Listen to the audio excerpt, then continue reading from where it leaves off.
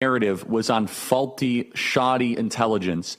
Is that also included in what some of the skeptics or some of the critics would say? Because they say, well, Bob Mueller found in 2019 all these different reports of Russia trying to influence the election. But we're not contesting, though, at least from my understanding, that Russia was trying to sow discord or chaos.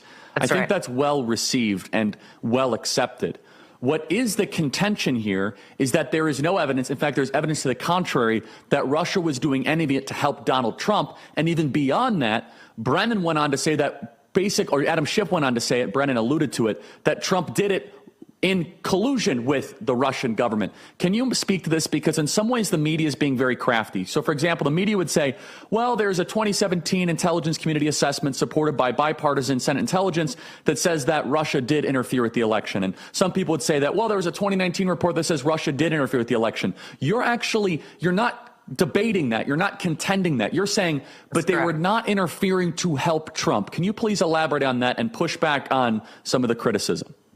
Yeah, Charlie, thanks. That is the important point here. And I think it should also be of note that this is where the critics of what we revealed are going to. This is where President Obama's team and Senator Warner and other members of Congress are going to that exact point. They're saying, hey, look, nothing to see here.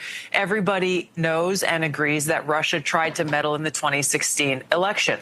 I don't disagree with that statement. Here's the point of distinction. Is that there is no credible intelligence that points to Russia or Putin meddling in the 2016 election in order to try to get Donald Trump elected, period.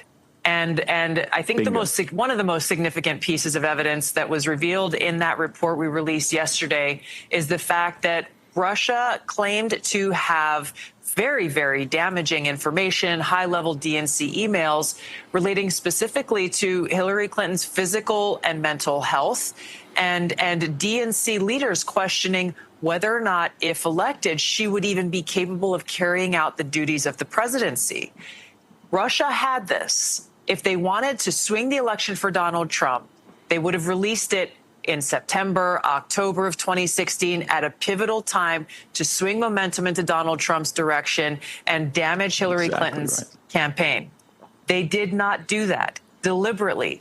They understood that Hillary Clinton would likely be the inevitable president of the United States. They didn't think Trump could win, like a lot of other people. And so they were withholding this damaging information about Hillary Clinton and planning to release it in the days or weeks leading up to her expected inauguration, in order to once again sow chaos within the United States, to draw into question the stability of our country and what kind of leadership would be in place.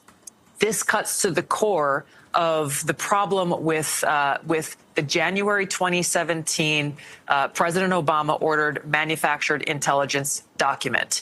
They willfully omitted this intelligence that existed because it didn't support the false narrative they intentionally built once again, which is the intelligence community says with high confidence that Putin aspired to and helped get Donald Trump elected in 2016.